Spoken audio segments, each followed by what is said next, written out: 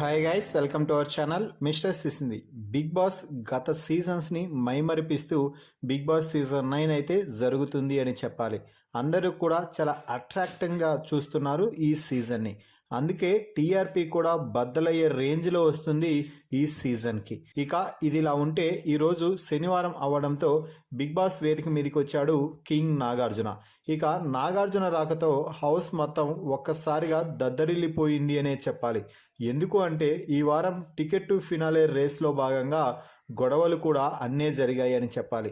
ఇంట్లో వారితో మాట్లాడుతూ నాగార్జున భరణి వద్దకు వచ్చి, భరణి నీకు ఎక్కడ అన్యాయం జరిగిందో చెప్పు అంటూ అడగటంతో, సార్ నేను రీతు ఇద్దరం మాట్లాడే సమయంలో అంటే గేమ్లో పార్టిసిపేషన్ చేశాము, ఆ తర్వాత మళ్ళీ రీతునే గెలిచింది అంటూ సంజన అయితే అనౌన్స్ చేసింది.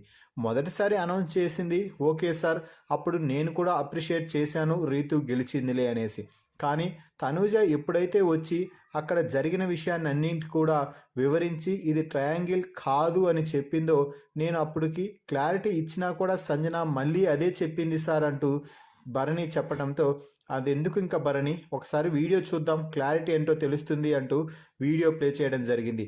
ఆ వీడియోలో ఏముంది అంటే రీతు భరణి ఆడిన గేమ్, అలాగే ఆ తర్వాత తప్పును పసిగట్టిన తనూజ వచ్చి అది ట్రయాంగిల్ కాదు అంటూ చెప్పడం, సంజనతో వాదించడం అన్నీ కూడా చాలా క్లారిటీగా చూపించడం జరిగింది.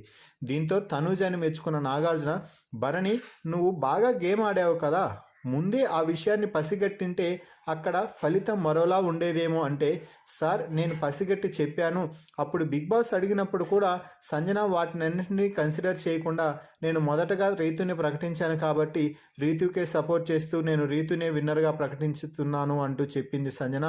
దీంతో నేనేమీ చేయలేకపోయాను, ఆ కారణంగానే టికెట్ టు ఫినాలే రేస్లో నుంచి నేను అవుట్ అవ్వాల్సి వచ్చింది అంటూ భరణి అయితే చెప్పడం జరిగింది.